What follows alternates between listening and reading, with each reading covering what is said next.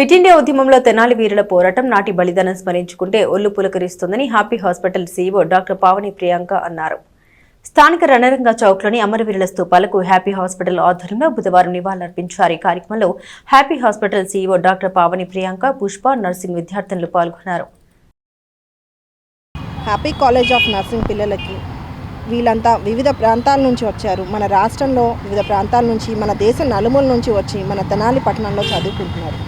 అయితే తెనాలి మనందరికీ తెలుసు, విద్యకి, కళలకి, సంస్కృతికి బాగా ప్రసిద్ధిగాంచిన ప్రదేశం. అయితే అదొక్కటే మాత్రమే కాదు, తెనాలిలో ఒక వీరగాథ. ఈ కథ అందరికీ తెలియాలనే ముఖ్య ఉద్దేశంతో ఈరోజు ఇక్కడ మన నర్సింగ్ కళాశాల విద్యార్థుల్ని సమావేశపరచడం జరిగింది. ఆగస్టు 12 ప్రతి ఊర్లోనూ మన దేశంలో అందరికీ ఒక సాధారణమైన క్యాలెండర్లో రోజు. కానీ మన తెనాలి ప్రజల యొక్క తెనాలి చరిత్రలో రక్తాక్షరాలతో లిఖించిన ఒక రోజు. ఈ రోజు ఎంత ముఖ్యమంటే, ఈ ప్రాంతానికి రణరంగ చౌక్ అనే పేరు కూడా ఆ రోజు నుంచే మొదలైంది.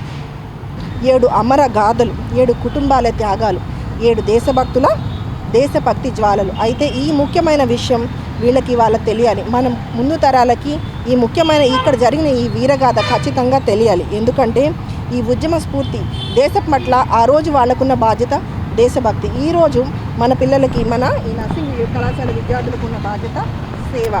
ఆ రోజు వాళ్ళైతే ఎంత ధైర్యంగా దేశభక్తితో ముందుకొచ్చి దేశానికి సేవ చేశారో, రేపొద్దున వీరు కూడా అదే స్ఫూర్తితో, అదే సేవా దృక్పథంతో రోగులకి సేవ చేస్తూ వారి పక్కన నిలబడాలి.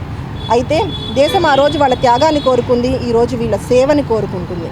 అయితే వీళ్ళంతా రేపొద్దున ఏ దేశానికి వెళ్ళినా, ఏ ప్రదేశానికి, ఏ ప్రాంతంలో పనిచేసినా, మేమంతా ఒక వీరభూమి మీద 7 ముఖ్యమైన అమరవీరులు పుట్టిన తెనాలి గడ్డలో చదువుకున్నాము అని గర్వంగా చెప్పగలిగేలా ఉండాలి.